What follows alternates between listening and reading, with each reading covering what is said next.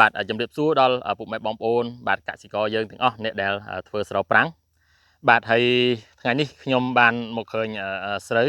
បាទបងប្អូនកសិករយើងផ្ទាល់ឃើញថាស្រូវគាត់បើយើងមើលទៅឃើញតែក្រហមពេញស្រែតែម្ដងបាទក្រហមនេះមិនមែនក្រហមដោយសារជំងឺឬក៏រោគអីទេក្រហមនេះគឺក្រហមដោយសារគាត់បាញ់ថ្នាំកម្ចាត់ស្មៅទៅជ្រុលថ្នាំបាទធ្វើឲ្យប៉ះពាល់ទៅលើដើមស្រូវបាទស្លឹកស្រូវតែម្ដងមើលកន្លែងនេះគឺឆេះខ្លោចច្រើនមែនទែនបាទអញ្ចឹងពេលដែលបងប្អូនកសិករយើងបាទទាំងអស់ដែលធ្វើស្រោប្រាំងពេលដែលយើងបាញ់កម្ចាត់ស្មៅនឹងទៅធ្វើឲ្យប៉ះពាល់ដើមស្រូវបែបនេះបាទអញ្ចឹងធ្វើឲ្យស្រូវរបស់យើងគឺក្រិនបាទនេះក្រិនហើយសំបីតារឹសក៏រួញដែរបាទសំបីតារឹសក៏រួញដែរ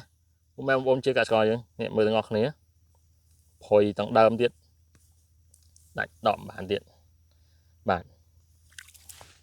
នេះសំបីតារឹសក៏រួញដែរអញ្ចឹងសម្រាប់ពុកម៉ែបងប្អូនប្រជាកសិករយើងដែលមានបញ្ហាជួបបញ្ហាដែលដូចស្រូវរបស់គាត់នេះដែលបាញ់ថ្នាំស្មៅលើសអញ្ចឹងពុកម៉ែបងប្អូនជាកសិករពេលដែលមានបញ្ហាបែបនេះបញ្ចូលទឹកឡើងវិញបាទបន្ទាប់មកបាទជ្រើសរើសជាមួយនឹងជីសរីរាង្គកាយជក់រត់បាទសម្រាប់បាញ់បំប៉នដើម្បីកែឲ្យស្រូវនេះទៅជាមានការលូតលាស់ទៅជាសភាពដើមស្លឹកខៀវពីស្លឹកក្រហមបែបនេះឲ្យទៅជាស្លឹកពណ៌បៃតងខ្ចីឡើងវិញបាទសូមអរគុណ